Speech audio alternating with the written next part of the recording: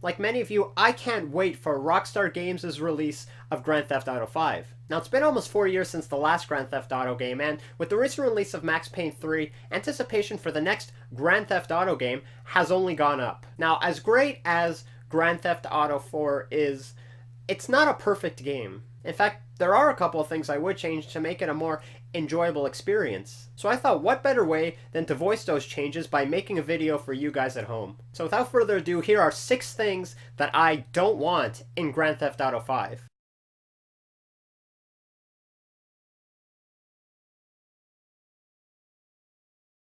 Coming in at change number 6 is the Pigeons. Now, for those of you that don't remember, the Pigeons were kind of the hidden collectible within Grand Theft Auto 4. And to say I don't want hidden collectibles in Grand Theft Auto 5 is a bit of an overstatement. But there were 2 main problems in Grand Theft Auto 4 when you make your hidden collectibles pigeons. The first was, in a place as big as Liberty City, the incentive to look for 100 pigeons was really not there. You know, I'm a guy who does enjoy when a developer puts extra content in a game for you to find.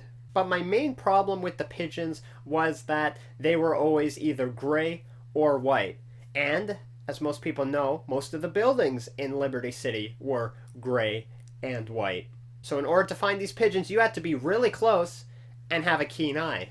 Now compare this to, say, Infamous, where we got a city almost as big as Liberty City, and the collectibles are these bright blue shards. Not only were there more of them, there were 350 blue shards when compared to 100 pigeons in GTA 4, but they were bright and you could see them from afar, which gave you incentive to actually go get them the instant you saw them. Now, if I were putting pigeons in GTA 5, I would 1. Put more of them in the game, and 2. Make them a bright color that could be seen from afar, like gold, for instance. Not saying I don't want hidden collectibles in Grand Theft Auto 5, but I definitely want them to be more noticeable. Coming in at change number 5 is the auto-aim, and the little red squares that appear as enemies on your radar. To be blunt, I've always hated it when Grand Theft Auto games put little red indicators as your enemies on the radar in the corner. Personally, I would much rather have this feature taken out of the game completely, or given the option to turn it off completely. Frankly, I think putting enemy targets on the game's radar as little red dots is insulting to the player.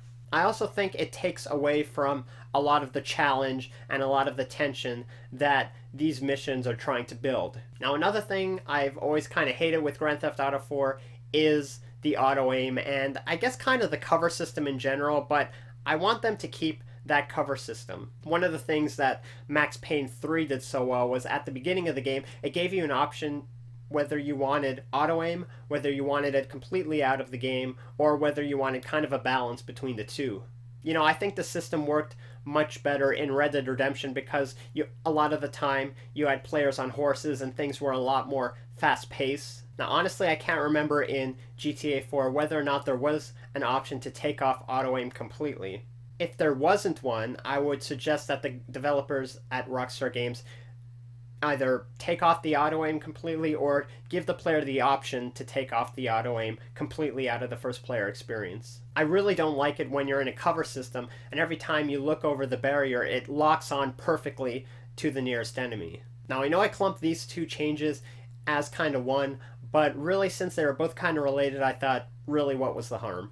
Coming in at change number 4 is gang territories. If you remember all the way back to the days of GTA San Andreas, you remember that one of the big pinnacles of gameplay was growing your gangs and expanding your territory, as well as protecting your territory. One of the things I've always hated about San Andreas was the fact that every time one of the territories that you owned was under attack, you had to drop everything you were doing and drive all the way back to that borough or ward, what have you, and defend it. And I wouldn't have minded so much if each little section of your territory wasn't so small. Every time you gained a new territory, it appeared as like a micro fraction on the overall map of San Andreas. Honestly, I would just take the whole thing out of it. Or if you're going to include something like that, make the territories that you do take over a much bigger portion on the overall map of Los Santos. You know, I hate to bring up Infamous again, but one of the things they did so right was they included side missions for every little section of a certain district, and if you completed those missions, you gained the territory and would never lose it again. I like to think that if they included that in Grand Theft Auto 5, it would be a much more welcome addition than constantly defending your gang territories. Now, coming in at reason number 3 is clumsy motion controls. Now, this change is a little more harder to describe, but I've always found the motion controls with Niko Bellic, especially when it came to things like running, to be very clunky and very unresponsive. It almost seemed as if he needed kind of a running start just to get running. But really this affected a lot of the motion controls, running, jumping, the cover system. You know, I think the developers at Rockstar Games going into Grand Theft Auto 5 need to take a look at the motion controls and just make them more responsive to the player. Coming in at change number 2 is toll booths. I really hate toll booths. I understand that the guys at Rockstar Games wanted to make the game as realistic as possible, but I think putting toll booths on the bridges between one borough to the other really slowed down the pace of gaming.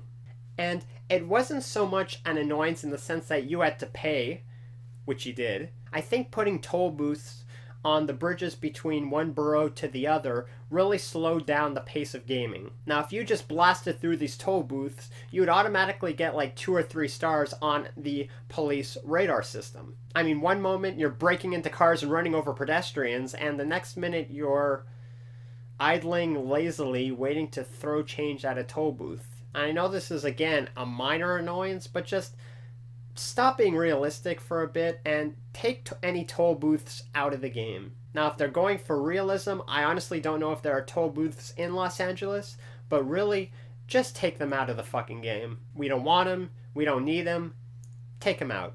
Now, coming in at reason number 1 is the cell phone, and more specifically, what the cell phone represents, and that is these relationship building missions. Throughout the whole game, Niko Bellic will constantly get text messages and voice messages from his friends or his pseudo-girlfriends throughout the entire Grand Theft Auto campaign. And I fucking hated these missions. Essentially, you take out this girl on a date to go, like, bowling or to play pool. If I don't want to go bowling in real life, what makes you think that I want to go bowling in a video game? These relationship building missions, I'm sure, look like a great idea on paper, but in actual practice, they slow down the game's pace and are boring and they're irritating and we don't want them. I mean, the incentive to do these actual side missions really weren't there. If you wanted to go see your girlfriend, you had to drop everything you were doing, travel all the way across the city just to meet her, and then you'd have to spend your precious gaming time like doing some monotonous activity like bowling or playing darts or shooting pool. Quite frankly, I just take out the cell phones in general. I every time that phone rang on my side, I just felt, oh god, what now? Hey, Nico, there's some bitches at the club. Where are you? They were tedious, they were monotonous. We don't want them in GTA 5. I think we need some sort of reputation system where the incentive to actually do these side missions is there and is very fun to play and rewarding as well. I mean, frankly, it was these relationship building missions that really no one wanted, and they're the biggest change I would make going into GTA 5. And there you have it. Those are the top 6 changes that I would make to GTA 5. Now, if you disagree with one of my changes, or you have your own complaints you want to change going into Grand Theft Auto 5, feel free to post on my channel. I welcome all your comments. That being said, I'll see you in the next video. Thanks for watching. As always, feel free to rate, comment, and subscribe to my channel.